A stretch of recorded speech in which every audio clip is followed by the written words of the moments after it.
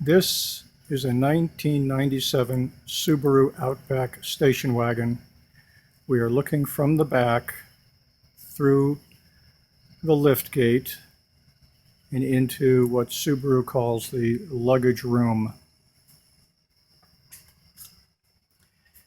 What we're going to be doing is removing the floor,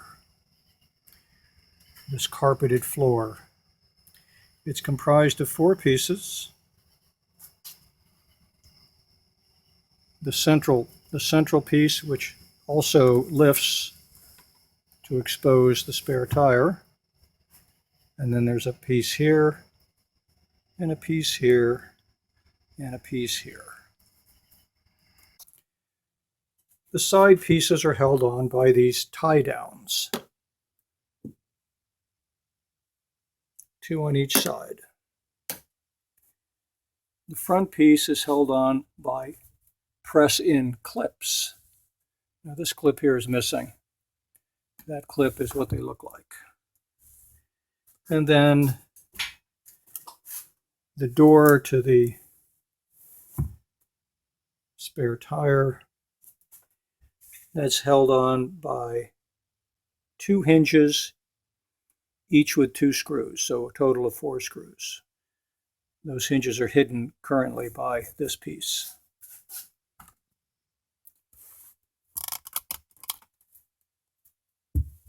Now, as noted earlier, that clip is missing, but we'll go ahead and remove this clip now. What I have here is a clip removal tool. This really is the proper way to do this, otherwise you can break these real easy. Okay, there we go, and it's out. Now these hold downs are designed to attach bungee cords or ropes or whatever and holding down, luggage, but they also hold down these sections of floor.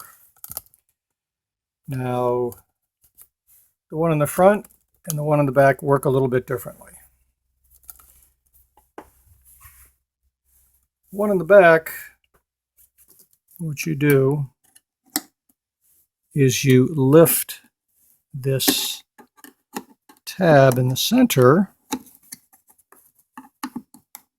It's kind of, there we go. It has this little tab that you have to lift, and it exposes a little plastic clip. And you pry that clip out,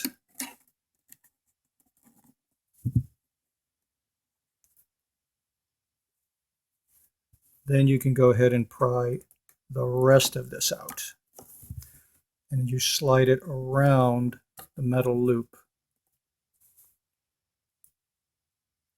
This is the front tie down on the passenger side. Now, the front ones are a little different than the back ones, a little harder to deal with. Now, when you pop up this tab, what you see down there is a bolt. Okay, a bolt that has a Phillips head top to it. In order to get this tie down out, you can do it one of 2 ways. You can put a screwdriver on this, screw down deep and remove it, but I'll tell you, it's in there really tight. The first time I did this, that's how I did it. I removed the bolt. But it was in there so tight I needed an impact screwdriver to get it started. I don't think that that's how it was intended to be removed. There's another way to remove it.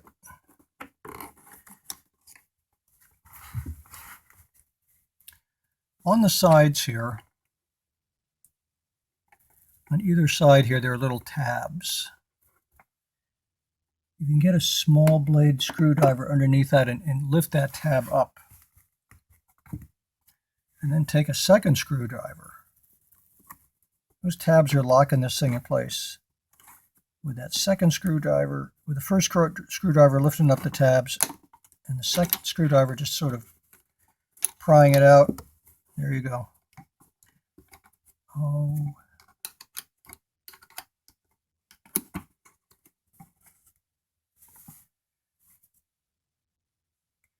I think that that's how these were meant to be removed. Now, obviously, you can do it either way.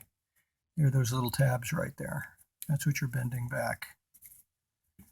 So you're trying to get your screwdriver under one of these right here, like so, and bend it in a little bit, and then use the other screwdriver to pry it out. Now, I think the smartest way to remove these is to take the front piece first, because that will expose the hinge which holds on the back piece. Remove those screws and then remove the back piece. And then remove the side pieces. The reason for doing it in that order is these side pieces contain styrofoam blocks that actually support the middle piece. So I believe this is the smart way to do it.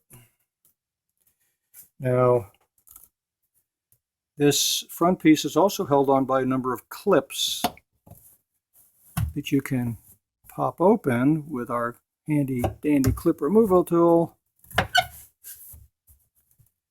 And once we get those up, we can then lift this whole piece and take it out. Now the front piece has been removed, and now we can see those hinges with those 4 screws. We shall now remove those. Now, a word about these screws. They may have been in here for a really long time and they may be really tight. In my case, I actually had to use an impact screwdriver to get them started.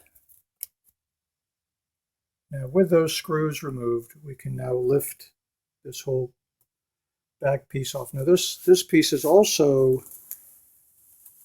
the cover for the spare tire.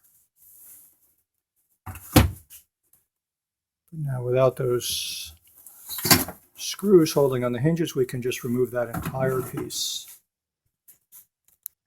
Now the front and back portions of the floor have been removed. We can now remove the side parts. Now on the driver's side,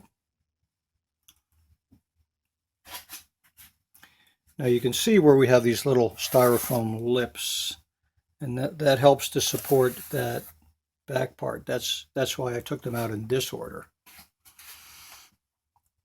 Okay, now on the driver's side, got a little clip here in the front, and there's a little stickiness to these other parts, but then it goes ahead and lifts right out. And then on the passenger side, similar situation. We have a little clip here, and then a little sticky material here, and out it comes. Now there's also this metal bar running from side to side. This metal bar is what the hinges are screwed into. Now if you need to remove this metal bar, there's a screw here, and there's another screw over here.